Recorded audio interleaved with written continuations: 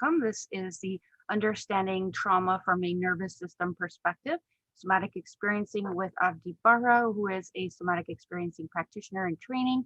Welcome, everyone. We just have some participants starting to pop into the session. This is part of our Transforming Trauma Conference, our 10th annual conference, and we are super excited to be here today and hear from Avdeep. I'm going to turn it over to you, Avdeep. So far there's about 20 people in the session, but they're slowly entering in, and I'm going to pass it on to you. Awesome. Thank you, Maria. Thank you for having me as a guest, by the way, and it really is an honor. And thank you for everyone that's showing up to listen and to support Gatehouse and this Transforming Trauma Conference. So I think before I get it, I have a PowerPoint presentation.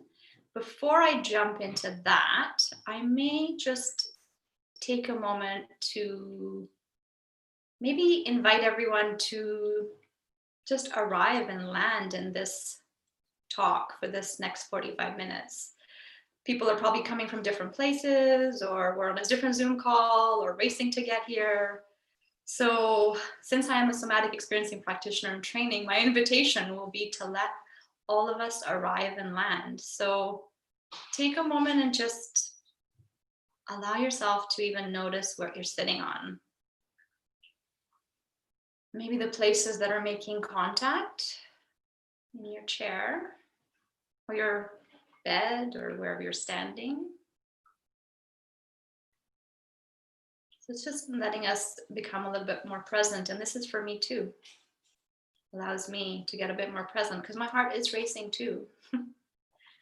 Yeah, and take a moment to even look around your space as you come into this session, into this way of connection, virtual way of connection. And take a look around your space and just see this container that holds you and things that maybe you're drawn to.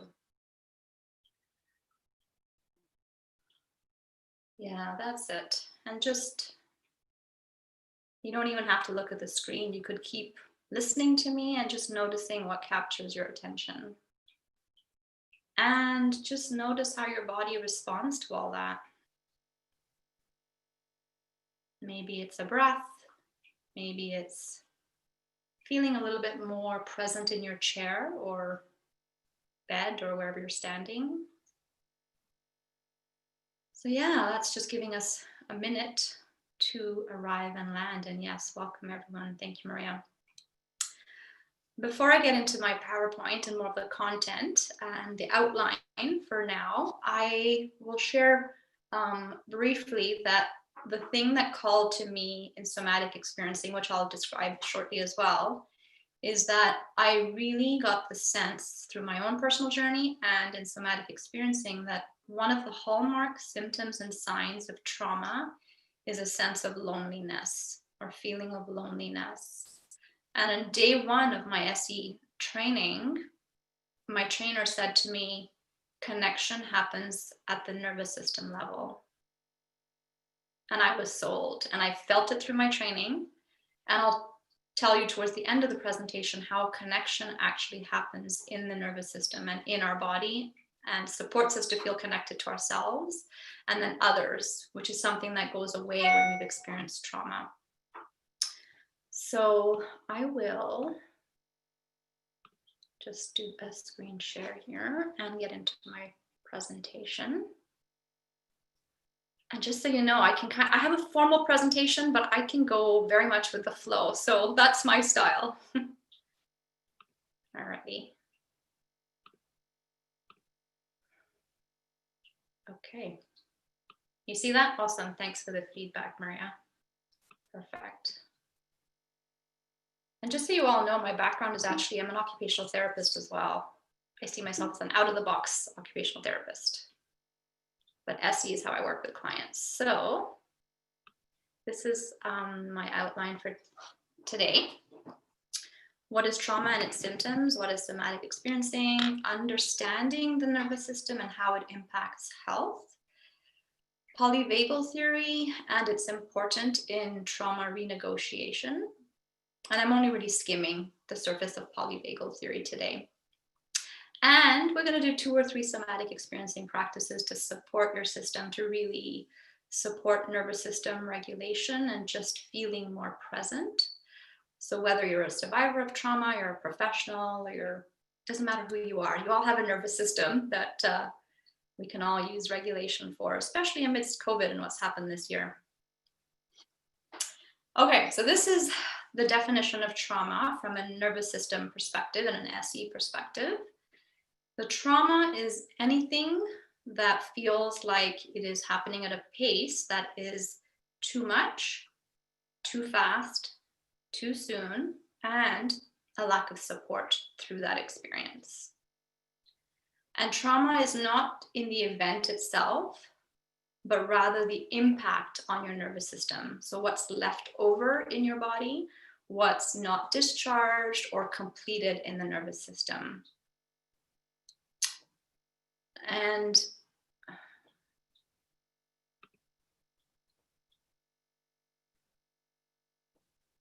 what I was, to me, I think North American lifestyle is actually too much, too fast, too soon.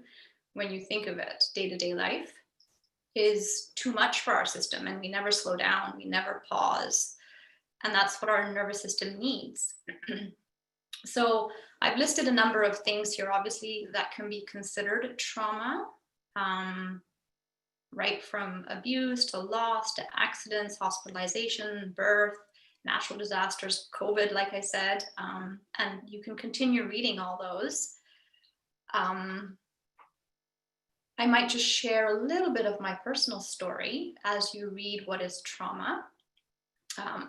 For me personally, I had my son 15 years ago, my first son, and right from the day I came home, I had all kinds of unusual symptoms. And that whole experience for me was too much, too fast, too soon. And I think of many people out there, you have a child, we had a new home, many things on my plate at once. So that in itself, birth is supposed to be beautiful, yet it can be an experience which is too much, too fast, too soon, especially if you don't have the support you need, right? Whether it's from the hospital or caregivers. And a lot of our too much, too fast, too soon also comes from our own internal thoughts, beliefs, our conditioning of how should I be as a new mom? How should I be as a woman of color with a baby now? So there's so many things internally and externally that can be too much, too fast, too soon.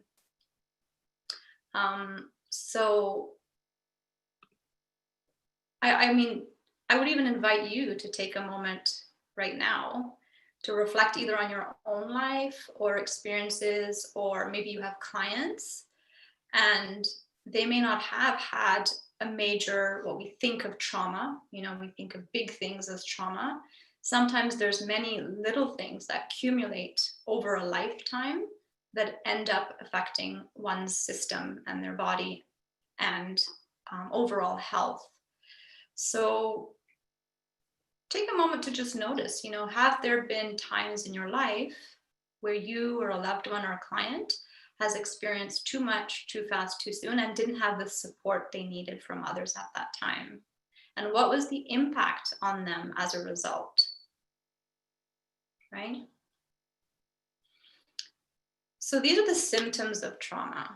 I think these are important to be aware of, because often, I have clients or, people I know, and they're like, no, I've never had any trauma, because our memory is designed to not remember all that stuff either, right? But they have all kinds of symptoms.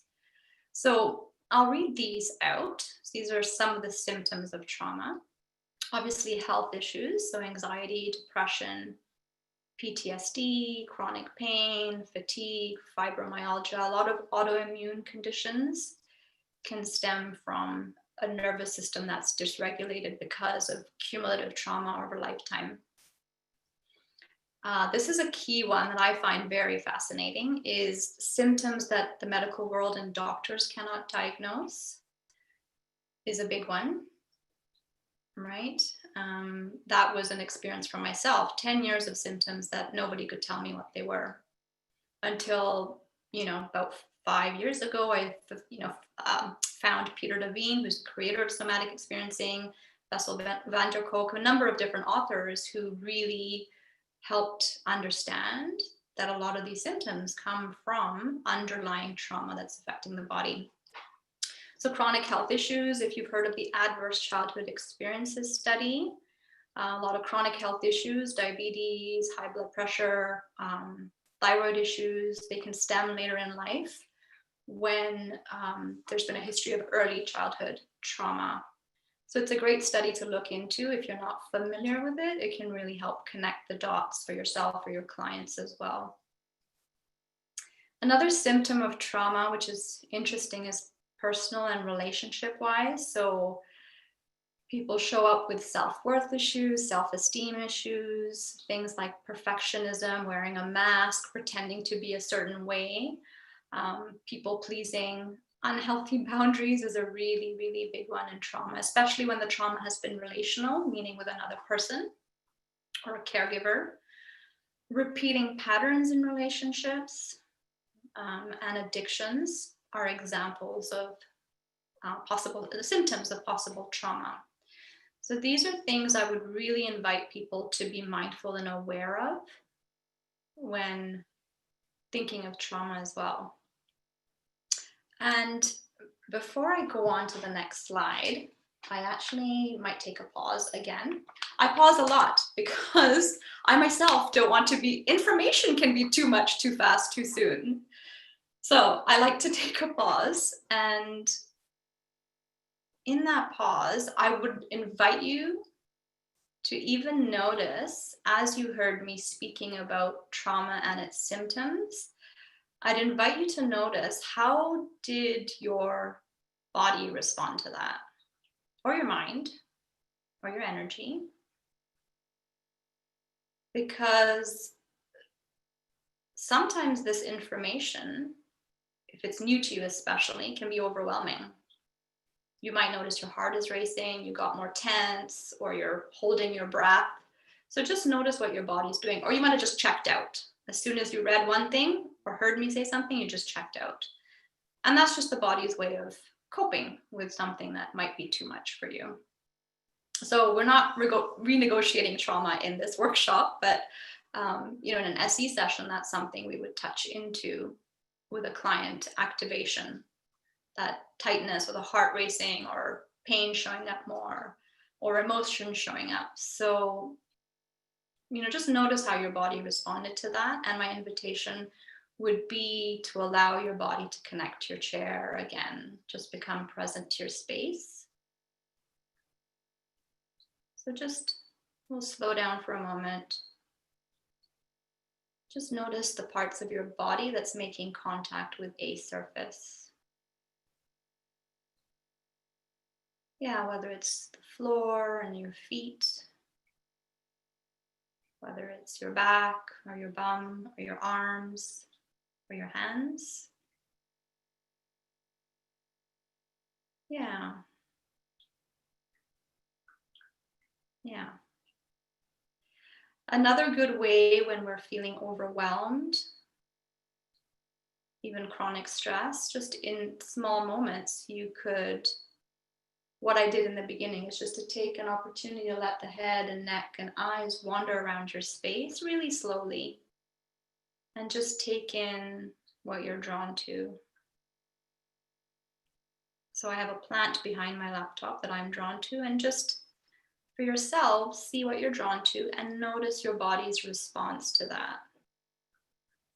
Do you feel more settled, less settled? Do you feel more present again, less present? Yeah. In SE, we call that orienting to pleasure, because that's something we don't spend enough time in. Pleasurable, comfortable sensations and experiences. Okay, so what is SE, somatic experiencing? It's basically, like I've mentioned, a way to renegotiate trauma, but at the body level. So soma in Greek means body, and in the work, it's less about talking about the trauma but rather noticing bodily sensations, images that might come up, emotions that arise. It's a wonderful way to help gently bring up suppressed emotions. It can also be about experiencing movements that didn't get to complete in past trauma. So I think of, for instance, a car accident where, say you hit someone head on and your body wanted to stop or like put its hands out to protect itself. But because everything happened too fast, you didn't get a chance to do that. But that might be a movement that your body wants to finish. So that's experiencing the body and what it wanted to complete. It's about regulation in the nervous system. And like I mentioned, what I love about SE is that really, really is about moving into connection with ourselves inside and with others. This is what really, really, really touches me about SE work. Like I mentioned, it's completion of a self-protective response, which I'll go into briefly after this. And another thing I love about somatic work and nervous system regulation work is that it really allows our life force energy or our spirit to flow again. Because trauma is something that suppresses our life force energy. And especially when we're suppressing emotions, even things like anger. Anger is a big one that we work on in SE. When anger is suppressed and other emotions, our life force energy is also suppressed. So I love SE in that you just come more to a sense of aliveness and authentically who you are. So it really is a beautiful process and a journey. Completion of a self-protective response is something that happens in SE work or in nervous system regulation work. So I'll get more into fight, flight, freeze in following slides. However, you may be familiar with these responses. This is what our survival mechanisms and our nervous system is designed to do for us. It's about keeping us safe. It's about survival. So, for example, if you're in a dark alley in the evening, heading to your car, and you notice someone that is coming towards you and you're feeling a bit uncomfortable, it feels a bit suspicious, your natural survival response will be to fight, either push them away or tell them go away, or to flight, right? Flee, to run or walk even faster to your car. So those are natural responses. Freeze is another self-protective response. If an experience is way too much, we disconnect, dissociate, or numb. So it's also self-protective. I think there's a lot of shame sometimes when people say, oh, I'm dissociated again, or I'm numb, or I'm not feeling anything. Yet I remind my clients that even dissociation has a purpose. It's serving you in this moment. It served you in the times of your trauma. It really, really protected you at a time when stuff was just way too overwhelming. So I really remind my clients, and I remind you out there as well, to realize that these are just ways that your body is protecting yourself. Fawn is another one. It's people pleasing, basically, and it is something that happens in the nervous system. Because, for instance, as a child, you want the love and attention of your caregiver, and if you're not getting it innately, naturally, you may learn to people please in order to get that attention and that love and that acceptance. And it can continue as patterns down the road in other relationships. So,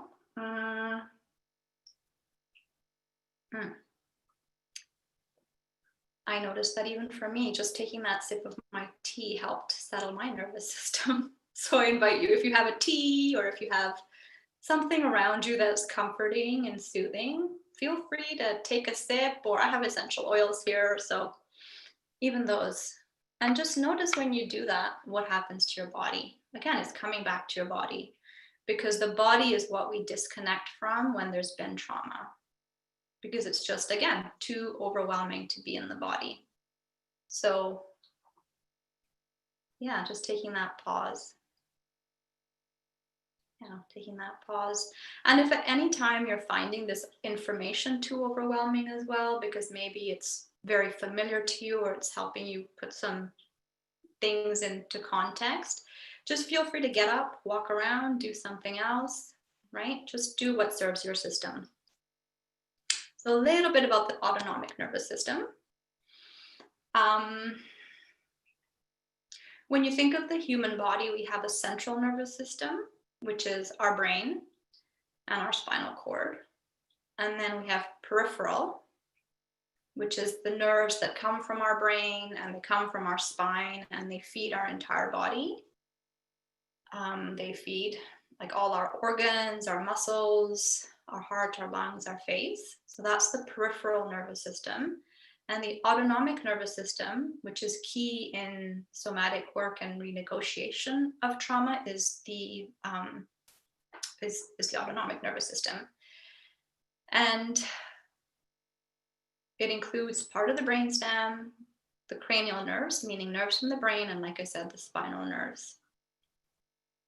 So many of you may or may not be familiar with the autonomic nervous system and how it divides into two. So this is like an old way of understanding. It's very important, and it's also an old way of understanding our body and our system. So there is the sympathetic nervous system, which is considered fight or flight. And then there's the parasympathetic, which is known as the rest and digest.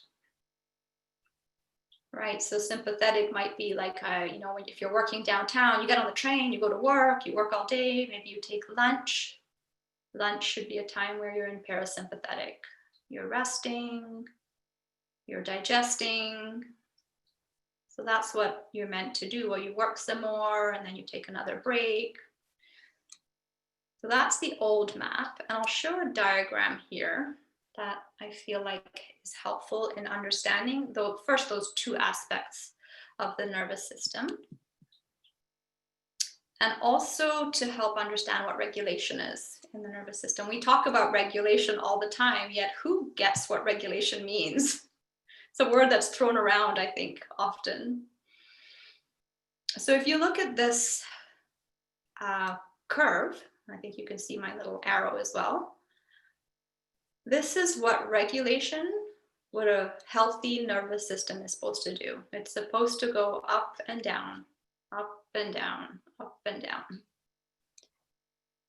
We're supposed to be in the sympathetic nervous system, so say fight or flight. And then we're supposed to, when say a threat has passed or stress has passed, we're meant to go back into parasympathetic, rest or digest. And again, go up into sympathetic nervous system, fight or flight. One thing that I found really fascinating in my trainings was learning that emotions lie at the top end of our sympathetic nervous system. So it could be excitement, joy, anger, grief, sadness. They all lie here.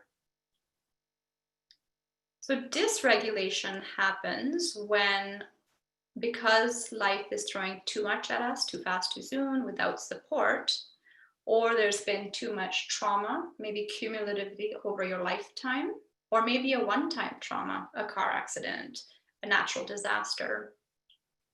And we haven't had the opportunity or the safety or the space to feel our emotions, whatever it might be. Our system has a tendency to not come back into parasympathetic. And instead, it goes way up into hyperarousal, which is where you see things like anxiety, overwhelm, rumination, heart racing, physical symptoms, body tension. And on the flip side, you can have one that goes down parasympathetic nervous system, and rather than coming back up into sympathetic activation, movement, tension, One can go into hypoarousal, and this is where you see things like depression, stuckness, lack of motivation.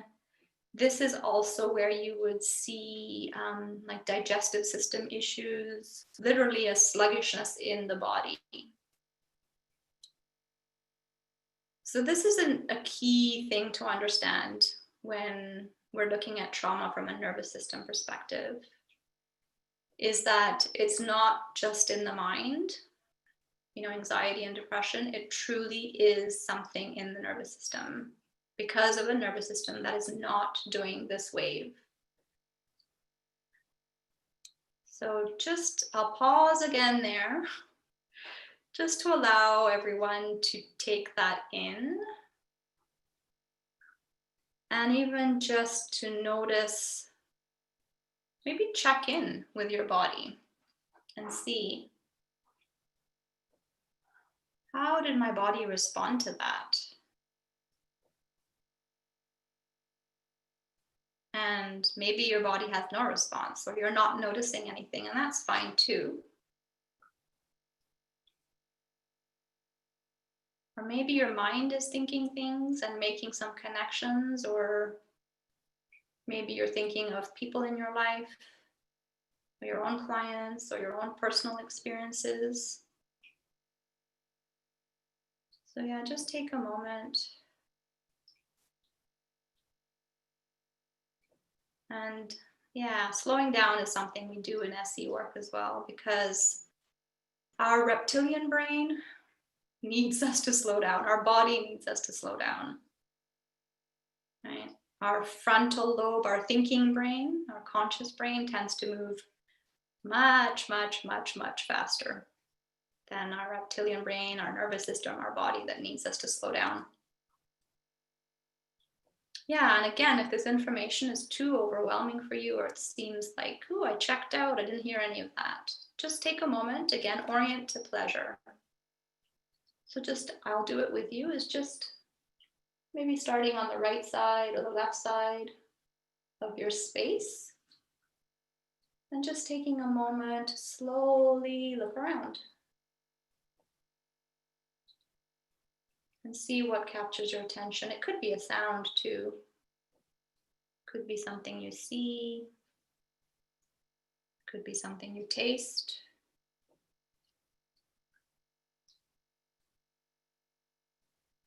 Yeah. And again, if that feels like too much, then just stay connected to the screen. I'm here, PowerPoint's here. And then just as you've slowed down and maybe found something in your environment that you're drawn to, just allow yourself to stay with that item or thing. Yeah, and just check in with your body and how it's feeling.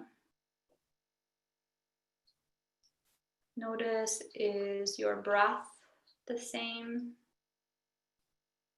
Is it faster, deeper, slower? Notice your heart rate. Notice sensations in your body. You might be noticing more, which could be uncomfortable, or you could be feeling a bit more settled just by orienting to your space and whatever's pleasurable. Yeah.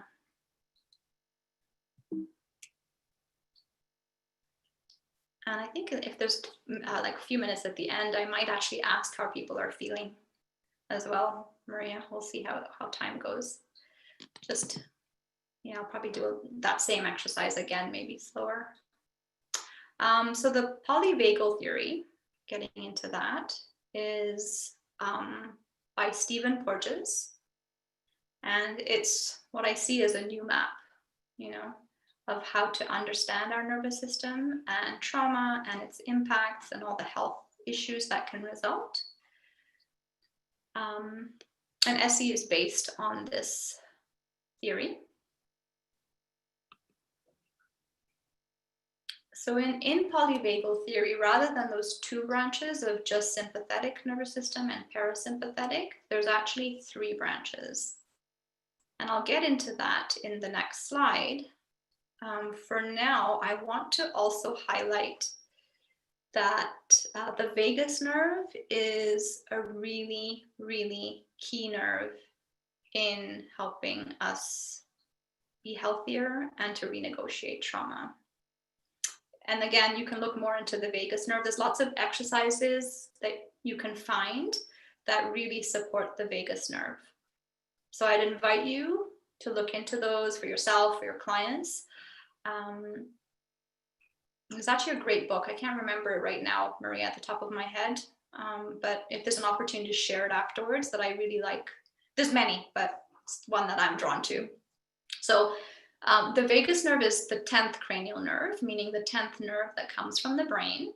And it's called the wanderer because it wanders throughout our body. It's very long and it has many branches, and it regulates many body functions, and it helps our body maintain homeostasis, so just staying stable and functioning optimally. And it's the nerve that is essential in supporting human connection and feelings of safety. And I'll go into that more as well in terms of how that happens. In terms of polyvagal theory, one of the things to understand is that there's two branches of this vagus nerve. Ventral, dorsal, names don't matter for now, but just so you know. And these are the three aspects of polyvagal theory that are important to understand. So first, there's the ventral vagus. Ventral just means front. And the ventral vagus nerve actually comes from the parasympathetic nervous system. It's what facilitates social connection. It's what facilitates us being in rest and digest. And the image I get is even, you think of, say, a mother with, or a father or a parent with their baby. They're socially connected. They're holding the baby. Maybe they have eye contact. They have a softness in the face. The tone of voice when we're in ventral vagus is different, because this aspect of the vagus nerve, it feeds the muscles of your face, your throat, and the heart, lungs. So it impacts breathing too, right? So when we're in a ventral vagus state, we're in a place of just feeling more connected to one another. You feel safer. The way you might make eye contact with another person will be different. You will actually make eye contact. That's something you often see in trauma. Clients, people can't make eye contact. Their voice might be different, struggling to get their words out. Just there's a different quality to our voice when we're not in ventral vagus or in more of a trauma state. So optimally, we want to be in ventral vagus. And I'm even just talking about it, for me, I can feel it happening too, just because I'm familiar with this state. And this is something I'll teach clients. Now notice that you're in ventral vagus. And I'll point out to them how they're in ventral vagus, just so that they're understanding what that feels like inside, right? And that's important to know that feeling of what it's like to feel present, connected, present and connected. So that's one aspect. Second aspect is the sympathetic nervous system, which I spoke about earlier as well, that initiates fight or flight responses in times of threat, stress, or feeling unsafe. SNS includes emotions. It includes behavior. So it's action. Think action, right? Walking away, shouting for help, speaking up for yourself. The sympathetic could even mean, your boss or someone says something to you, you don't agree or you don't like it. Sympathetic is activation. It's a bit of like, I don't like that. And you speak up and you say something. Your body might say something. So that's sympathetic. And then this is the one area that often is not known. However, I love that more and more people are becoming familiar with freeze. So freeze happens when we are in a dorsal vagus state. Dorsal just means back.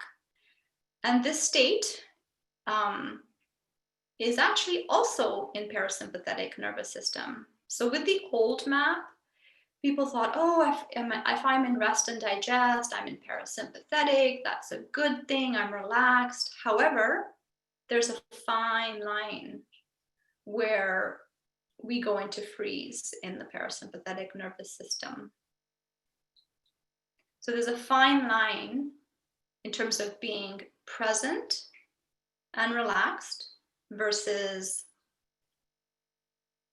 relaxed and not present. So that's freeze. And this is where we see things like shutdown, immobilization, fear, stuckness, helplessness, hopelessness, digestive issues, depressive feelings or behaviors. And this all, makes sense because that dorsal vagus nerve, it feeds below the diaphragm. So below the heart and lungs, it feeds digestion, right? So it's not surprising we have things like digestive issues as well.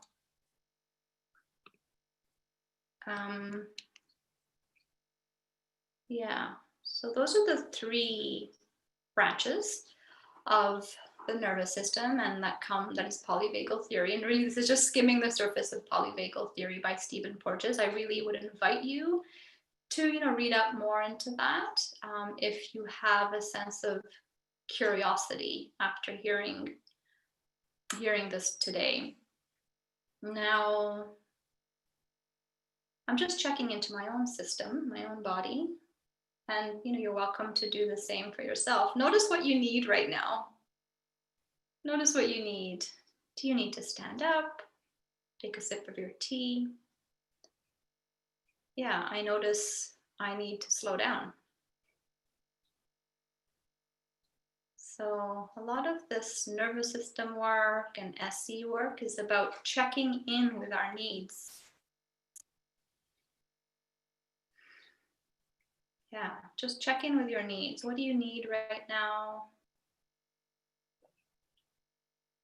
And again, because trauma disconnects us from the body, we are disconnected from our needs. So I'm noticing a need to pause and slow down, and maybe that's what those who are listening need a little bit of as well, because it's a lot of info. Yeah, and I'm just going to take a sip of my tea.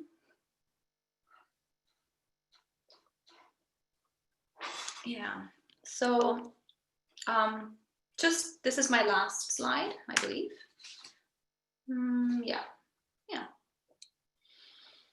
Again, this is polyvagal theory and what happens with trauma, right? So as human beings, our nervous system is designed for social connection up at the top. This is being in the ventral vagus state. It's parasympathetic nervous system. And just so you know, it's not one or the other. We tend to go through all three at one time, so it's not so black and white. However, just this image I find is helpful to understand, especially if this is new. So social connection, fight or flight, sympathetic nervous system, and freeze, parasympathetic. And what happens in trauma often is that there's a threat, whatever kind, from a person, from a car, from, again, COVID, natural disaster. And if you cannot fight it and you cannot flee from it, which is what our survival response is, and especially if there's no support around during that time, our tendency, our body, our system, what it does, it drops into freeze. So this is what trauma, chronic stress, again, just North American lifestyle of busy, busy, go, go, does. And I think majority of people are living in a functional freeze. So this is a nice overview of understanding how trauma and chronic stress affects our nervous system. And the work in somatic experiencing is about moving out of freeze helping the system to thaw, come into fight, flight, and then into social connection. Because again, connection is why we're here. It's Brené Brown's words, right? Connection is why we're here. And our system is designed for it, and trauma takes it away or reduces it significantly. And there's a sense of isolation and loneliness. So just, I hope this presentation, this talk, even though brief, flown by, I hope it gives you a sense of how health conditions, personality issues, not issues, but personality traits, relationship patterns, addictions, how they really do stem from a system that's dysregulated because of trauma, because of chronic stress, because of not having the people around you that you need support for. And this is why Gatehouse is amazing, right? It provides that space for support and safety to allow this connection to happen again, transforming trauma in a different way, right? So, I really invite you to check out more of Gatehouse, and feel free to reach out to me as well. I'm happy to always chat afterwards if you have more questions, curiosities down the road. I would like to end with just maybe a minute of a little, just again, allowing yourselves to, just to settle again. And again, you could do that by noticing what parts of your body are making contact with the surface. Yeah, because we've been in our head talking, listening, reading. So take a moment and drop into your body, kind of like an ice cube, just drop into your body as much as you're able, as much as you want to. There's always choice. And just notice what parts of your body are making contact with the surface, and what are you drawn to the most?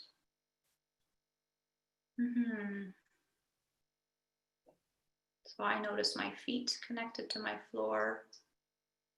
I notice my bum in my chair.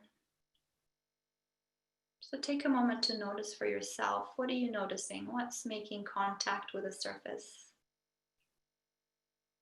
Yeah, I notice my elbows touching the armrests of my chair.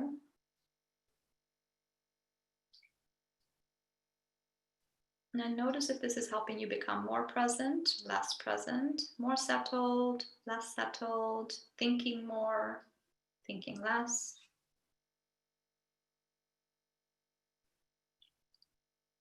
And again, if being in your body is too much, take a look around your space, orient to pleasure. So allow if you'd like, you have choice again. You'll always have choice. Yeah, see if your head and neck want to wander around your space. And see if there's something you're drawn to, and let your eyes rest on it. Yeah, just so you know, doing this exercise is actually, waking up the vagus nerve again, because the vagus nerve travels through the back of our neck. So doing this and letting our eyes move, our eyes are also a great window into the vagus nerve. So letting our eyes wander our head, neck. And just notice again, how does your body respond to that? Do you feel different? And I'd love to hear people's experiences. I know there's the opportunity, I think, for the chat. If people wanted to share what you notice as you were guided through this a brief experience there. I'm curious if you noticed anything in your body, your breath, maybe amount of tension in your body. Is it less? Is it more? Even noticing your senses. Do you feel like you're seeing things more clearly now, less clearly? Are you hearing things better, less better? Are you smelling better? I have essential oils. I feel like I can smell them more, even though it's been going on for a while. Yeah, so just notice your response. more from an embodied level. So yeah, we have like no minutes left, 11:45. However, I'm fine for comments if there's anything in the chat. But yeah, thank you again, Maria. Thank you all for being here. Thank you so much, Avdeep. If you can kindly stop sharing your screen. And there are a couple of questions and comments in the chat. So let me just pop those up. Where'd it go? Okay. So someone was mentioning that they had an accident a couple of years back and they haven't healed from an infection as a result. And they're wondering if they're dealing with trauma or they're just experiencing sadness. So how do I like tell or tune into that? If you can comment on that. Yeah, that's a good question. And really, it could be both, right? It could be emotions. It could be the body still responding to that accident, even though it was 2 years ago, right? The other thing I find with, any kind of one-time trauma, like a car accident, it can often trigger older traumas as well. Yeah, but I love the curiosity in that question because, yeah, for sure, it could be emotions too. Thank you. Thank you. Someone else who's a survivor of early childhood trauma is grateful for your presentation and wondering if how this connects to what Norman Deutsch has been researching. Oh, the book. The Brain's Way of Healing, The Brain That Heals Itself. Yeah, if you can say a few words, how it's in synergy with some of his work. Yeah, it reminds me of the synergy of the similarities would be that our, like our nervous system gets wired a certain way. And there's huge potential for it to be wired a new way. Right. So I think it's been a while since I've read his book, but he's talking about brain and neuroplasticity. Right. So it's the same thing. You think of the nervous system, it's wired a certain way, yet it's not working anymore. So it's about wiring it different ways now. So it's similar in that sense. For sure. Someone is feeling less tense and calmer, which is Yay. great. Although no judgment, you could go either way. This work is just about, noticing differences. Beautiful. Someone felt a wavelength of tension and anxiety as they were trying to focus on their body in the midst of trying to come out of the mind. But then they were able to ride into calmness. Very cool.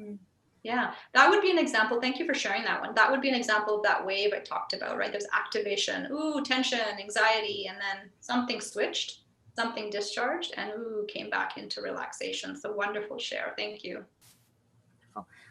Another person grateful and found it very helpful and informative today. Regarding the last slide in order of the body's responses, can you comment on where fawning fits in? I knew that question was going to come. For me, and intuitively also, I feel like fawning is part of freeze. It's an element of freeze, right? Because you're being a certain way in order to feel safe and protected from, usually it's in relationship with others. So fawning is part of the freeze response. It's in that. Like if I was to give percentages, I would say it's in that freeze section mostly. And then there's a bit, it's not black and white, but it's more in that freeze.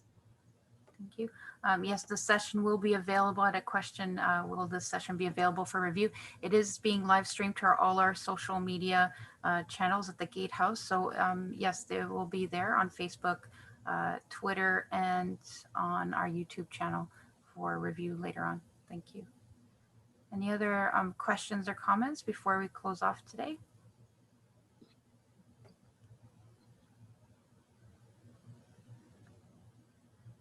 All right. Just so everyone knows, a survey will be sent out to you if you can provide us with some feedback on your experience today. And for all of those watching out there on social media, Avdeep's website is www.avdeepbahra.com. beautiful. Just my name. And I will include that in the comments on social media so that people can easily click to connect with you directly. Again, thank you so much, Avdeep, for being here, for sharing your knowledge and wisdom with us. Truly appreciate the time to pause on my end. And someone else says, thank you so much for the information, creating safety within the knowledge. Beautiful, beautifully done. Thank you so much, Avdeep. Thank you, everyone. Have a safe and wonderful